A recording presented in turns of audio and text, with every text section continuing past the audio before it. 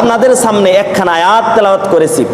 আল্লাহ তাআলা বলেন সূরাতুল বাকারার মধ্যে, ইয়া আইয়ুহাল্লাযীনা আমানু ইসতাঈনু বিস-সাবরি ওয়াস-সালাহ ইন্নাল্লাহা মা'আস-সাবিরিন। আল্লাহ তাআলা বলেন, ইয়া আইয়ুহাল্লাযীনা আমানু, ও মুমিন বান্দারা, ইস্তাঈনু বিস-সাবরি ওয়াস-সালাহ, ও আমার বান্দারা তোমরা সাহায্য প্রার্থনা করো। ইস্তাঈনু, তোমরা সাহায্য প্রার্থনা করো। বিস-সাবরি ওয়াস-সালাহ, দুইটা জিনিসের মাধ্যমে। কয়টা জিনিসের মাধ্যমে? দুইটা জিনিসের মাধ্যমে। এক নাম্বার হলো ধৈর্যের মাধ্যমে। কিসের মাধ্যমে? ধৈর্যের মাধ্যমে আল্লাহ তাআলার কাছে সাহায্য প্রার্থনা করো, আল্লাহ তাআলার কাছে সাহায্য চাও। আরেকটা বিষয় হলো বিস-সালাহ, আরেকটা মাধ্যম হলো নামাজের মাধ্যমে আমি আল্লাহ তাআলার কাছে সাহায্য চাও। কয়টা বিষয় পাওয়া গেল? দুইটা বিষয়। এক নম্বর বিষয় হলো ধৈর্য, দুই নম্বর বিষয় হলো নামাজ। পরক্ষণে আল্লাহ তাআলা বলেন, ইন্নাল্লাহা মা'আস-সাবিরিন। আল্লাহ তাআলা, নিশ্চয় আল্লাহ তাআলা ধৈর্যশীলদের সাথে আছেন। বলেন সুবহানাল্লাহ। আল্লাহ কাদের সাথে আছেন? ধৈর্যশীলদের সাথে আছেন। তো এই ধৈর্যশীলতা, এই ধৈর্য, এটা ইসলামের মধ্যে অত্যন্ত একটা বড় ধরনের গুণ, অনেক বড় একটা গুণ ইসলামের মধ্যে। কুরআন ও হাদিসের আলোকে ধৈর্য ধারণ করা, এটা মুমিনের পরিচয়। কার পরিচয়? মুমিনের পরিচয়। কারো মাঝে যদি দেখা যায় যে ধৈর্যও আছে, নামাজ, রোজা, হজ, যাকাত সব কিছু তার মাঝে আছে, তাহলে বুঝতে হবে সে লোকটি মুমিন। তাহলে বুঝতে হবে সে লোকটি মুমিন। তো বলতেছিলাম, কুরআন ও হাদিসের আলোকে ধৈর্য ধারণ করা এটা মুমিনের পরিচয় এবং আল্লাহ তাআলার নৈকট্য অর্জন করার একটা গুরুত্বপূর্ণ মাধ্যম। তো সবাই তো আমরা আল্লাহ তাআলার নৈকট্য অর্জন করতে চাই না? সবাই। আপনি একজন ধনী লোককে জিজ্ঞাসা করবেন, ও ভাই তুমি কি আল্লাহ তাআলার নৈকট্য অর্জন করতে চাও? লোকটি সাথে সাথে বলবে, হ্যাঁ ভাই, আমি আল্লাহ তাআলার নৈকট্য অর্জন করতে চাই, আমি আল্লাহ তাআলার নিকটে যাইতে চাই, আমি তার দিদার লাভ করতে চাই। বলবে না? কথা বলেন, বলবে। আবার একজন যদি নিঃস্ব, গরিব, অসহায়, টাকা নাই, পয়সা নাই, তাকেও যদি বলা হয়, ও ভাই তুমি কি চাও? তুমি কি আল্লাহ তাআলার দিদার চাও না? তুমি কি জান্নাতে যেতে চাও না? তৎক্ষণাৎ সে ব্যক্তিও বলবে, ও ভাই ঠিক আছে, আমিও আল্লাহ তাআলার দিদার চাই, আমিও আল্লাহ তাআলার কাছে, আল্লাহ তাআলার জান্নাতে যেতে চাই। কথা বলেন, বলবে না? তো এই জন্য আমাদের সকলেরই একটা কথা, একটা স্লোগান, আমরা আল্লাহ তাআলার নৈকট্য অর্জন করতে চাই। কি করতে চাই? সকলেরই, ধনী নাই, গরিব নাই, সকলের একটা স্লোগান, সেটা হলো আমরা আল্লাহ তাআলার নৈকট্য অর্জন করতে চাই। তাহলে যারা নৈকট্য অর্জন করতে চায় তাদের মধ্যে দুইটা গুণ থাকতে হবে। কয়টা গুণ থাকতে হবে? দুইটা গুণ। এক নাম্বার গুণ হলো বিস-সবর, ধৈর্য। এক নাম্বার কি? ধৈর্য। আরেকটা দ্বিতীয় গুণ হলো নামাজ। দ্বিতীয় গুণ কি? নামাজ। এই দুইটার মাধ্যমে মুমিন বান্দা আল্লাহ তাআলার কাছে সাহায্য প্রার্থনা করে, এই দুই গুণের মাধ্যমে। তো এই ধৈর্য, এই ধৈর্যটা শুধু সুখে নাকি দুঃখেও? কথা বলেন। সব সময়। আপনার এখন সময় অনেক ভালো যাইতেছে, আনন্দে কাটতেছে আপনার সময়গুলো, তখন আল্লাহ তাআলার কাছে ধৈর্য চাওয়া, প্রার্থনা করো, ও আল্লাহ তুমি সুখে রেখেছ, শান্তিতে রেখেছ, ও আল্লাহ তোমার কাছে ধৈর্য চাই, ও আল্লাহ তুমি এই ধৈর্যের রাস্তা থেকে, এই ধৈর্যের পথ থেকে তুমি আমাদেরকে বিচ্যুতি ঘটায়ও না। আবার যখন দুঃখে পড়বেন, যখন কষ্টে থাকবেন, তখন ধৈর্য লাগবে না, তখনও ধৈর্য লাগবে। তো এই জন্য আল্লাহ তাআলা বলেন, ও বান্দা, যখন তুমি সুখে থাকবা, আবার তুমি যখন দুঃখে থাকবা, এই দু অবস্থায় তুমি আমার কাছে ধৈর্যের জন্য প্রার্থনা করবা। বলেন সুবহানাল্লাহ। তো আমরা কি পাইলাম? সুখেও ধৈর্য ধারণ করতে হবে, দুঃখেও ধৈর্য ধারণ করতে হবে। কেন ধৈর্য ধারণ করবেন? আল্লাহ তাআলা সূরাতুল বাকারার মধ্যে বলেন, ওয়ালা নাবলুওয়ান্নাকুম বিশাইইম মিনাল খাউফি ওয়াল জু' ওয়া নাকসিম মিনাল আমওয়ালি ওয়াল আনফুসি ওয়াস সামারাত ওয়া বাশশিরিস সাবিরিন। আল্লাহু আকবার। আল্লাহ তাআলা বলেন, ওয়ালা নাবলুওয়ান্নাকুম, ও বান্দা, আমি অবশ্যই অবশ্যই তোমাদেরকে পরীক্ষা করব। কি করব? অবশ্যই অবশ্যই তোমাদেরকে পরীক্ষা করব। বিশাইইম মিনাল খাউফ, কখনো ভয়ের মাধ্যমে, বিশাইইম মিনাল খাউফি ওয়াল জু', আবার কখনো ক্ষুধা দিয়া, তোমার অনেক ক্ষুধা পেয়েছে কিন্তু তোমার কাছে কোনো খাদ্য নাই, এই কষ্ট দিয়েও তোমাকে পরীক্ষা করব। আর তখন তোমার ধৈর্য ধারণ করতে হবে। আর কিসের মাধ্যমে আমি আল্লাহ তোমাদেরকে পরীক্ষা করব?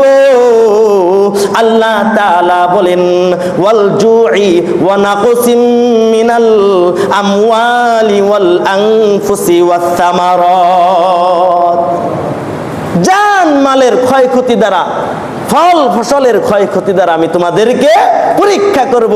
কিন্তু বান্দা, তোমার এই পরীক্ষায় পাশ করতে হবে। কি করতে হবে? পাশ করতে হবে। তুমি একটু কষ্টে পড়েছ, আর তখনই আমার ধৈর্য থেকে তুমি পিছপা হবা, আমার ধৈর্যের রাস্তা থেকে তুমি সরে যাবা, এটা হবে না। এটা কি? এই ধৈর্যটা করলে কি লাভ হবে? কি লাভ হবে? একটা লাভ হলো, যারা ধৈর্যশীল আছেন, আল্লাহ তাআলা বলেন, ইন্নাল্লাহা মা'আস সাবিরিন। আল্লাহ তাআলা বলেন, ও বান্দা, তুমি ধৈর্যশীল, তুমি যদি ধৈর্য ধারণ করতে পারো, সব পরীক্ষায় পাস করতে পারো গো বান্দা, তাহলে আমি আল্লাহ তোমার সাথে থাকবো। আর যার সাথে আল্লাহ থাকেন তার কোনো টেনশন আছে?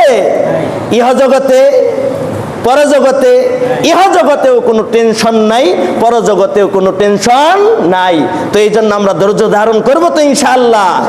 আল্লাহ তাআলা অন্য জায়গায় বলেন, ওয়ালা নাবলুওয়ান্নাকুম হাত্তা না'লামাল মুজাহিদিনা মিনকুম ওয়াস সাবিরিন।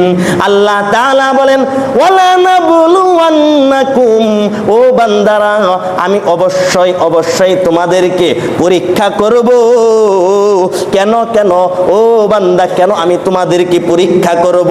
হাত্তা না'লামাল মুজাহিদিনা মিনকুম ওয়াস সাবিরিন।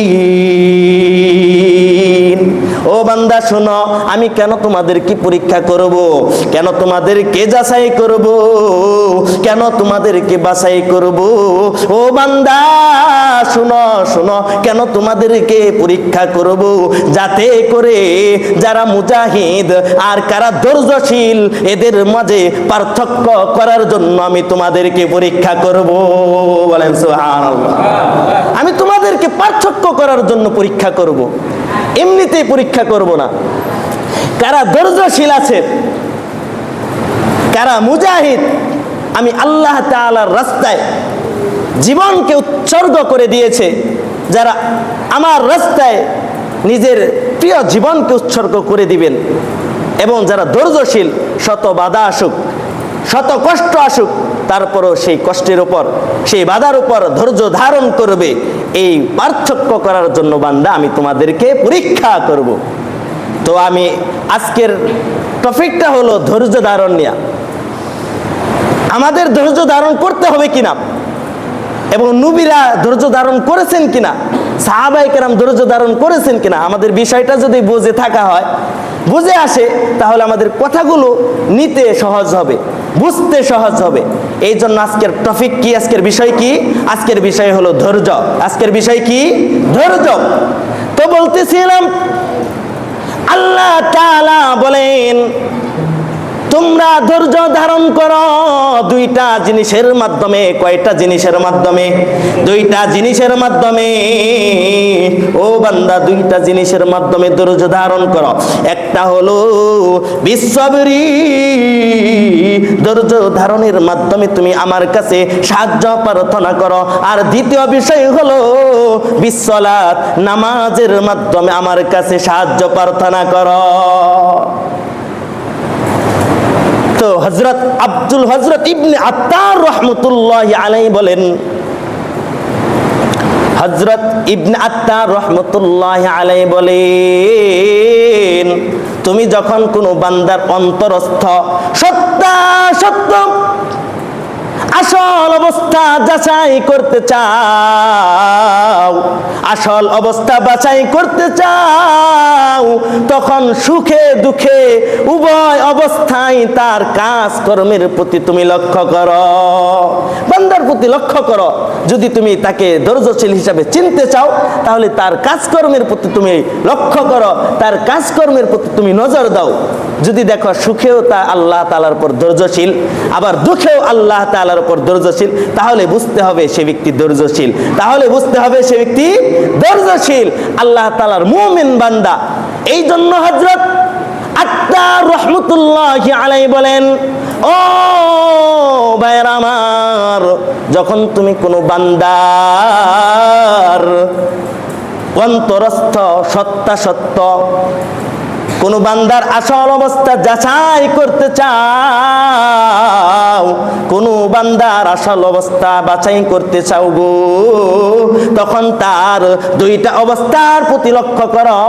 একটা হলো সুখের অবস্থা, আরেকটা হলো দুঃখের অবস্থা।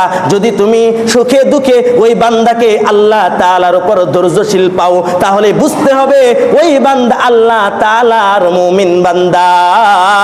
আর যদি কেবল সে সুখের সময়ে, শান্তির সময় আল্লাহ তাআলার শুকরিয়া আদায় করে, আল্লাহ তাআলার কৃতজ্ঞতা প্রকাশ করে, অথচ দুঃখ কষ্টের সময় আল্লাহ তাআলার শুকরিয়া আদায় না করে কেবল হা হুতাশ করে, কেবল পেরেশানি অনুভব করে, তাহলে বুঝতে হবে সে লোকটি একজন মিথ্যাবাদী প্রতারক। কথা বলেন ঠিক কিনা? একজন মিথ্যাবাদী প্রতারক। তার কারণ হলো আল্লাহ তাআলা আমাদের সকলকে পরীক্ষা করবেন, কখনো সুখে রাখবেন, আবার কখনো দুঃখে রাখবেন। এটাই আল্লাহ তাআলার নিজাম। যদি সব সময় সুখে থাকে, তাহলে আল্লাহ তাআলাকে ভুলে যাবে। কাকে ভুলে যাবে? আল্লাহ তাআলাকে ভুলে যাবে।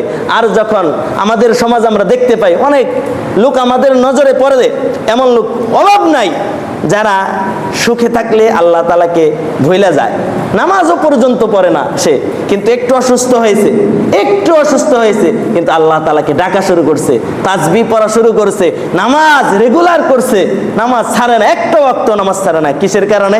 একটু রোগে পড়েছে, একটু অসুস্থতা পড়েছে। তো বলতেছিলাম কি করতে হবে? ধৈর্য ধারণ করতে হবে। কার উপর? আল্লাহ তাআলার উপর ধৈর্য ধারণ করতে হবে।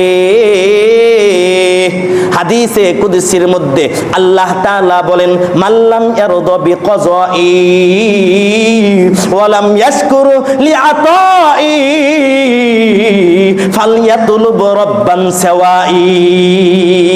হাদিসের কুদসিতে আল্লাহ তাআলা বলেন, যেই ব্যক্তি আমি আল্লাহ তাআলার নির্ধারিত তাকদীরের উপর অসন্তুষ্ট এবং আমার দান এবং আমার নিয়ামতে নিয়ামতের উপর অসন্তুষ্ট, আমার নিয়ামতের উপর অকৃতজ্ঞ, সে যেন আমি আল্লাহ তাআলাকে ছাড়া অন্য কোনো রবকে তালাশ করে নেয়। নাউজুবিল্লাহ বলেন। যে ব্যক্তি হাদিসে কুদসি আর হাদিসের মধ্যে একটু পার্থক্য আছে। হাদিস কাকে বলা হয় বুঝতে হবে। হাদিস বলা হয় লফজ, যাকে বলি শব্দ, এবং অর্থ দুটোটাই রাসূল সাল্লাল্লাহু আলাইহি ওয়াসাল্লামের পক্ষ থেকে। আর হাদিসে কুদসি বলা হয় রাসূল সাল্লাল্লাহু আলাইহি ওয়াসাল্লামের পক্ষ থেকে শব্দ, কিন্তু মানাটা আল্লাহ তাআলার পক্ষ থেকে। মানাটা কার পক্ষ থেকে? মানে অর্থটা আল্লাহ তাআলার পক্ষ থেকে। একেই বলা হয় হাদিসে কুদসি। তো এই জন্য হাদিসে কুদসি আর হাদিসের মধ্যে, হাদিসে নববীর মাঝে একটু পার্থক্য আছে। হাদিসে কুদসির দাম বেশি। তো বলতেছিলাম, হাদিসের কুদসিতে আল্লাহ তাআলা বলেন, যেই ব্যক্তি আমি আল্লাহ তাআলার নির্ধারিত তাকদীরের উপর সন্তুষ্ট না, অসন্তুষ্ট, নারাজি এবং আমার নিয়ামতের উপর অকৃতজ্ঞ, সে যেন আমি আল্লাহ তাআলা ছাড়া অন্য কোনো প্রভুকে তালাশ করে নেয়, অর্থাৎ আমাকে ছাড়া অন্য কোনো ইলাকে খোঁজ করে নেয়, যে ইলা তাকে রিজিক দিবে, যে ইলা তাকে হায়াত দিবে। আর এমন কোন ইলা পাবে না, এমন কোন রিজিক দাতা কাউকে পাবে না, এমন কোন হায়াত দাতা কাউকে পাবে না। নাকি পাবে? কাউকে পাবে না। যত টাকা থাক, যত ক্ষমতা থাক, তাই বলে আপনাকে কেউ হায়াত দিতে পারবে? কেউ রিজিক দিতে পারবে? কেউ দিতে পারবে না। ও ভাইয়েরা আমার, ও মুসলমান ভাইয়েরা আমার, কেউ রিজিক দিতে পারবে না, কেউ হায়াত দিতে পারবে না, কেউ এত বড় বড় নিয়ামত কেউ দান করতে পারবে না। বাতাসের মতো নিয়ামত কে দান করেছেন? আল্লাহ তাআলা দান করেছেন। হায়াতের মতো এত বড় নিয়ামত আল্লাহ তাআলা দান করেছেন। আগুনের মতো এত বড় নিয়ামত আল্লাহ তাআলা দান করেছেন। মোট কথা যত নিয়ামত আছে সব কিছু কে দান করেছে? আল্লাহ তাআলা দান করেছে। এই জন্য সাহায্য কার কাছে চাইতে হবে? আল্লাহ তাআলার কাছে সাহায্য চাইতে হবে। সুখে দুঃখে সব কিছু সব সময় আল্লাহ তাআলার কাছে সাহায্য চাইতে হবে। তো বলতেছিলাম, ধৈর্যশীল বান্দাদের সাথে কে থাকেন? আল্লাহ তাআলা। কে থাকেন? আল্লাহ তাআলা। তো ধৈর্যশীল তো হতে হবে, তারপরে না আপনার সাথে আমার সাথে আল্লাহ তাআলা আসবেন। তবে শর্ত হলো ধৈর্যশীল হতে হবে। এখন আসেন, ধৈর্যশীল শুধু আমরাই হব না নবী রাসূলরাও ছিলেন, ধৈর্যের উপর থেকেছেন? সাহাবায়ে কেরাম ধৈর্যের উপর ছিলেন নাকি ছিলেন না, একটু জানতে হবে না? তো আসেন, আমাদের জানতে হবে সাহাবায়ে কেরাম, রাসূলেরটা একটু পরে আসি, সাহাবায়ে কেরামটা একটু আগে আসি। সাহাবায়ে কেরাম ধৈর্যের উপর ছিলেন কিনা কথা বলেন। সাহাবায়ে কেরাম ধৈর্যের উপর ছিলেন। সাহাবায়ে কেরাম নজিরবিহীন কষ্ট করেছেন, সীমাহীন কষ্ট করেছেন, তুলনাহীন কষ্ট করেছেন। তাই ধৈর্যের পথ ছেড়ে দিয়েছেন নাকি ধরেছেন? নাকি আরো ভালোভাবে ধরেছেন? কথা বলেন। আরো ভালোভাবে ধরেছেন। সাহাবায়ে কেরামের মধ্যে একজন উল্লেখযোগ্য সাহাবীর নাম হলো হযরত বিলাল রাদিয়াল্লাহু তাআলা আনহু। নাম কি? হযরত বিলাল। নাম কি? হযরত বিলাল রাদিয়াল্লাহু তাআলা আনহু হাবশার একজন বিখ্যাত একজন কালো সাহাবী ছিলেন। তিনি হযরত মুহাম্মদ সাল্লাল্লাহু আলাইহি ওয়াসাল্লামের একজন প্রখ্যাত সাহাবী ছিলেন। হযরত মুহাম্মদ সাইয়্যিদুল মুরসালিন, সাইয়্যিদুস সাকালিন, হযরত আরবি মুহাম্মদ সাল্লাল্লাহু আলাইহি ওয়াসাল্লামের একজন গুরুত্বপূর্ণ সাহাবী ছিলেন এবং সাথে সাথে মদিনার মসজিদে নববীর মুয়াজ্জিন ছিলেন। বলেন সুবহানাল্লাহ। হযরত বিলাল রাদিয়াল্লাহু তাআলা আনহু একজন কৃতদাস ছিলেন।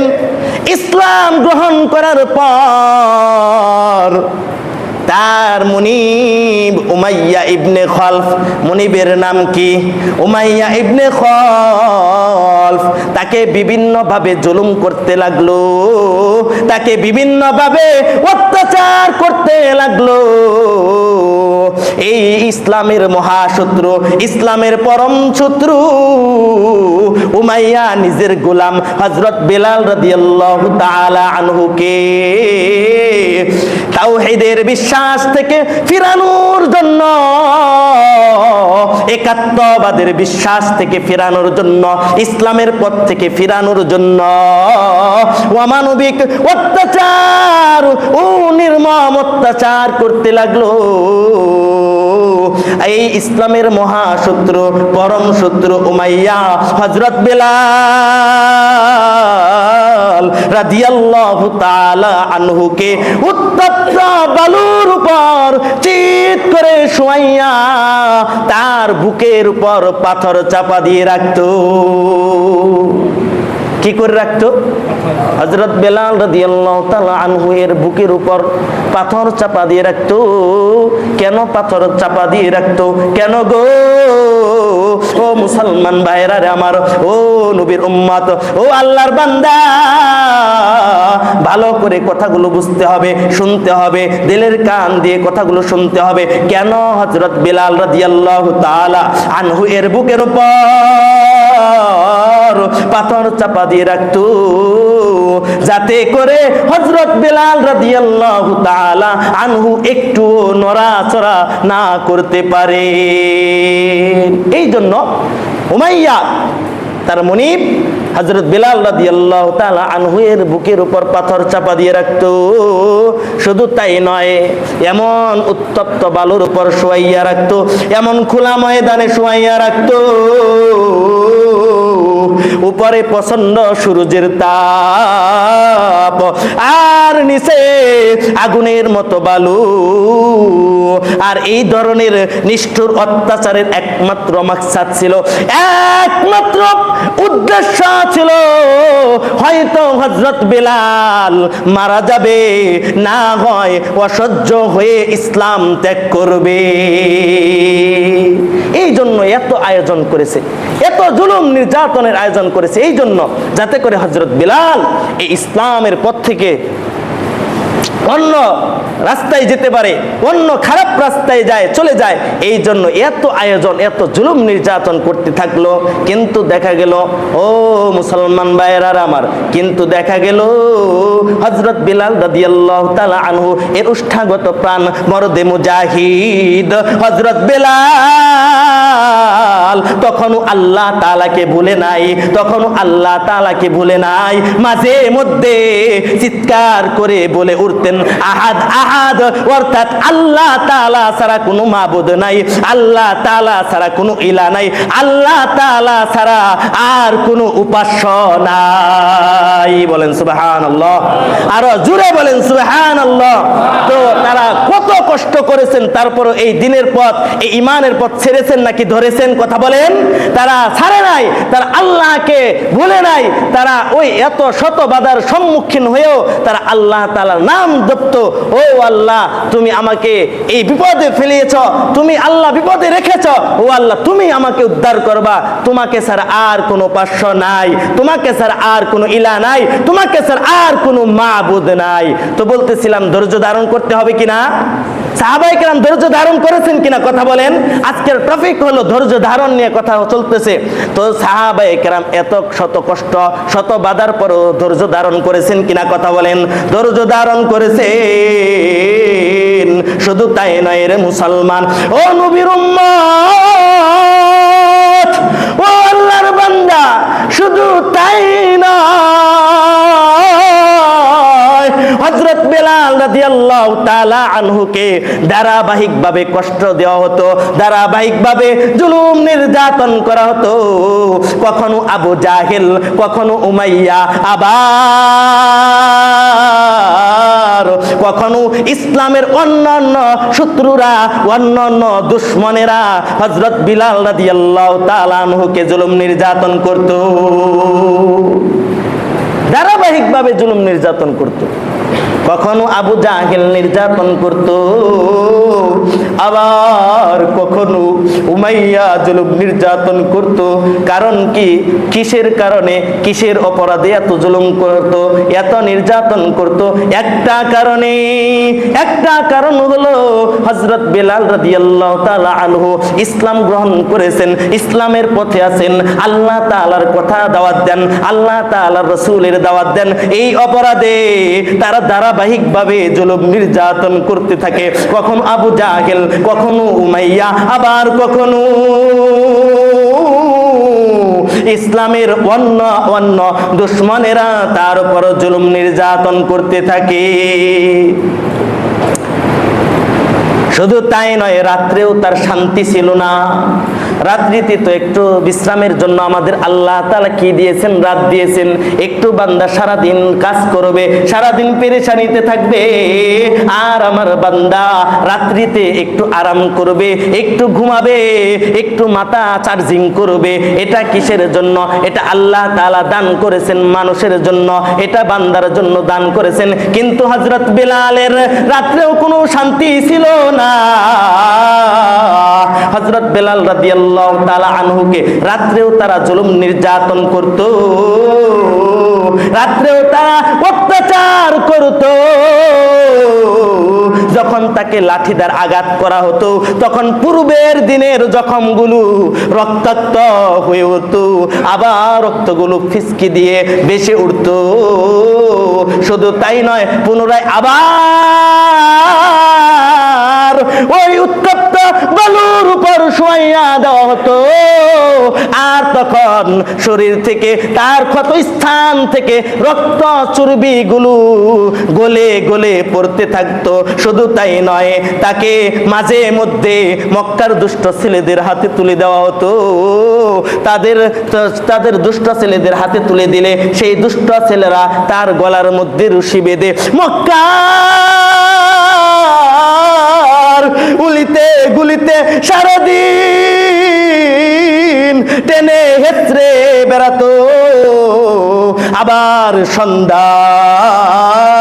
আবার সন্ধ্যার সময় তাকে প্রায় মৃত অবস্থায় ফিরিয়ে আনতো। কিন্তু হযরত বেলাল রাদিয়াল্লাহু তাআলা আনহু এত জুলুম স্বীকার করা সত্ত্বেও, এত জুলুমের স্বীকার কথা করা সত্ত্বেও, এত অত্যাচার স্বীকার করা সত্ত্বেও তাওহীদের রাস্তা থেকে, একাত্মবাদের রাস্তা থেকে বিন্দু পরিমাণও পিছপা হন নাই। বলেন সুবহানাল্লাহ। এক বিন্দু পরিমাণও পিছপা হন নাই। তাহলে কি বোঝা যায় এর দ্বারা? শত বাধা। চিন্তা করেছেন, এই পিচ দেখতে পাই না আমরা রাস্তার, এই পিচগুলো যখন একটু বেশি রোদ উঠে তখন কিন্তু গলতে থাকে। তো কেমন রৌদ্র! আর আরবের মরুভূমি সম্পর্কে অনেকের জানা আছে, ধারণা আছে। আরবের মরুভূমি, এখন তো আলহামদুলিল্লাহ অনেক কিছু হয়ে গেছে, তখন এত কিছু ছিল না। তখন হযরত বেলাল রাদিয়াল্লাহু তাআলা আনহুকে এমন কষ্ট দিয়েছেন, তাই বলে কি তারা এই ধৈর্য ছেড়ে দিয়েছেন নাকি আরো ভালোভাবে আঁকড়িয়ে ধরেছেন? কথা বলেন। তারা আরো ভালোভাবে আঁকড়িয়ে ধরেছেন। শুধু তাই নয়, নবীদের দিকে তাকালেও দেখা যায় আমাদের নবী সাইয়্যিদুল মুরসালিন, সাইয়্যিদুস সাকালাইন মুহাম্মদ সাল্লাল্লাহু আলাইহি ওয়াসাল্লাম তুলনাহীন ধৈর্যের অধিকারী ছিলেন, তুলনাহীন ধৈর্যের অধিকারী ছিলেন, সীমাহীন ধৈর্যের অধিকারী ছিলেন। এবং মানবতার জন্য এক অনন্য দৃষ্টান্ত ছিল। তার জীবনের বহু ঘটনার মাধ্যমে তার ধৈর্য, তার সহনশীলতা, তার ক্ষমাশীলতার পরিচয় পাওয়া যায় না? যেমন তায়েফের ভূমিতে নবীজি কষ্ট করেছেন কিনা কথা বলেন, মক্কার ভূমিতে রাসূল কষ্ট করেছেন কিনা কথা বলেন। মক্কার ভূমিতে রাসূল কষ্ট করেছেন, তায়েফের ভূমিতে রাসূল কষ্ট করেছেন। তায়েফের ময়দানে রাসূল নিজের শরীর থেকে রক্ত ঝরিয়েছেন, কিন্তু ধৈর্যের পথ ছেড়েছেন নাকি আরো ভালোভাবে আঁকড়িয়ে ধরেছেন? কথা বলেন। আরো ভালোভাবে আঁকড়িয়ে ধরেছেন। তায়েফের ময়দানে রাসূল কিসের জন্য গিয়েছিলেন? দাওয়াতের জন্য। কিসের জন্য? দাওয়াতের জন্য গিয়েছিলেন, যাতে করে আল্লাহ বলা লোকগুলো আল্লাহ তাআলার দিকে যেতে পারে, যাতে করে আল্লাহ বলা লোকগুলো ইসলামের পথে আসতে পারে। এই জন্য মায়ার নবী, দয়ার নবী, দু জাহানের সরদার মুহাম্মদ সাল্লাল্লাহু আলাইহি ওয়াসাল্লাম তায়েফের ভূমিতে চলে যান। এই জন্য নবীজি তায়েফের ময়দানে চলে যান। কিন্তু নবীজির নিয়ত তো খালেস ছিল, স্বচ্ছ ছিল, কিন্তু অনেক কষ্ট করেছেন। কষ্টের বিবরণ দিতে গেলে তো অনেক সময়ের প্রয়োজন, তার উপরে একটু বলি। নবীজি যখন তায়েফের ময়দানে গেলেন, তখন বনি সাকিব গোত্রের মধ্যে গেলেন। কোন গোত্রে গেলেন? বনি সাকিব গোত্রে গেলেন। তাদের মাঝে 3 ভাই ছিল, 3 জন নেতা। ওই গোত্রের 3 জন নেতা ছিল। একজনের নাম ছিল আব্দে ইয়ালিল, আর দ্বিতীয় ব্যক্তির নাম ছিল মাসউদ, তৃতীয় ব্যক্তির নাম ছিল হাবিব। নবীজি এই বনি সাকিব গোত্রে যাইয়া প্রথম অবস্থায় এই 3 জন নেতাকে দাওয়াত দেন। কিন্তু নবীজির এই দাওয়াতকে এই 3 ভাই, এই 3 নেতা কবুল করলো না, প্রত্যাখ্যান করলো। শুধু প্রত্যাখ্যান করেই শেষ না, তারা এক একজন এক এক কথা বলতে থাকে, তারা এক একজন ঠাট্টা বিদ্রুপ করতে থাকে। তারা এক একজন ঠাট্টা বিদ্রুপ করে বলতে লাগলো, এ মুহাম্মদ, তোমাকেই কি আল্লাহ তাআলা নবী হিসাবে পাঠাইছেন? শুধু তাই নয়, আবার কেউ কেউ ঠাট্টা বিদ্রুপ করে বলতে লাগলো, আমি কাবার পর্দা ছিঁড়ে ফেলবো, তবু আমি তোমার কথা বিশ্বাস করব না। শুধু তাই নয়, এই না তারা তায়েফের দুষ্ট ছেলেদেরকে নবীজির পিছনে লিলিয়ে দিল, নবীজির পিছনে উস্কে দিল, যাতে করে নবীজিকে এই তায়েফ শহর থেকে বের করে দেয়। নবীজি ধৈর্যের সাথে তায়েফের ময়দানে থাকতে থাকেন। অতঃপর ওই দুষ্ট ছেলেরা নবী করিম সাল্লাল্লাহু আলাইহি ওয়াসাল্লাম এবং নবীজির সঙ্গে ছিল যায়েদ ইবনে হারেসা, এই 2 জনের পিছে ওই দুষ্ট ছেলেরা ধাওয়া করে পাথর ছুঁড়ে আঘাত করতে থাকে। এদিকে নবীজির পবিত্র শরীর থেকে রক্ত প্রবাহিত হতে থাকে। শুধু তাই নয়, নবীজির শরীর থেকে রক্ত প্রবাহিত হতে থাকে, আর পা থেকে এত রক্ত ঝরতে থাকে, এত রক্ত পড়তে থাকে গো। ও মুসলমান ভাইরা, একটা অপরাধ ছিল। রাসূল আল্লাহ তাআলার দ্বীনের কথা বলেছেন, আল্লাহ তাআলা ইসলামের দাওয়াত দিয়েছেন, দ্বীনের দাওয়াত দিয়েছেন। এই জন্য তার পবিত্র শরীর থেকে রক্ত বের করে দিল। তার পা থেকে এত রক্ত ঝরছিল, এত রক্ত পড়ছিল, জুতার সঙ্গে রক্ত জমে লেগে গিয়েছিল। বলেন আল্লাহু আকবার, আরো জোরে বলেন আল্লাহু আকবার। চিন্তা করেছেন, মায়ার নবী, যেই নবী যদি বলতো, ও আল্লাহ, আমাকে এই পাহাড়টা তুমি স্বর্ণ করে দাও, আল্লাহ তা দেওয়ার জন্য প্রস্তুত ছিল। যদি নবী চাইতেন আমি এই মদিনার এই শহরের সবচেয়ে ধনী মানুষের মেয়ে, সবচেয়ে ধনাঢ্য মহিলাকে বিবাহ করব, আল্লাহ তাআলা ব্যবস্থা করতেন না? অবশ্যই ব্যবস্থা করতেন।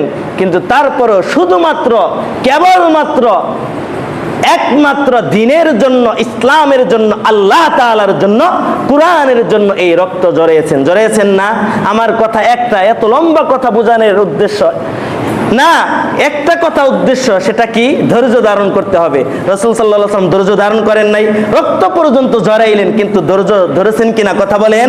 শুধু তাই নয়, তখনও ধৈর্য ছেড়ে দিয়ে রাসূল সাল্লাল্লাহু আলাইহি ওয়াসাল্লাম তাদের জন্য বদদুয়া করেছেন,